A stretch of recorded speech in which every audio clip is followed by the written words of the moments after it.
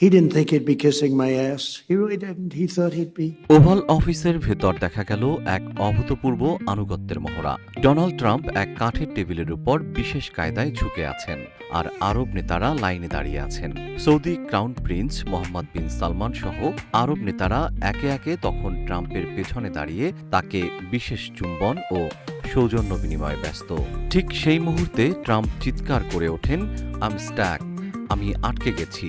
Netanyahu সবাইকে শান্ত থাকার পরামর্শ দিলেও হঠাৎ স্কেটবোর্ডে চড়ে হাজির হন এক ইরানি সেনা সদস্য।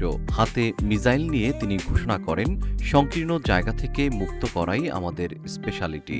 এরপর সেই বিস্ফোরক উপহার ধেয়ে যায় ট্রাম্প ও নেতাদের লক্ষ্য করে। তারপরেই ঘটে ধামাকা। সম্প্রতি সামাজিক যোগাযোগ মাধ্যমে এমনই একটি হাস্যরসাত্মক এআই ভিডিও ভাইরাল হয়েছে। মূলত সৌদি বাদশাকে নিয়ে ট্রাম্পের সাম্প্রতিক বিদ্রুপাত্মক মন্তব্যের জের ধরেই ইন্টারনেটে এমন স্যাটায়ারধর্মী এআই ভিডিওর জোয়ার তৈরি হয়েছে।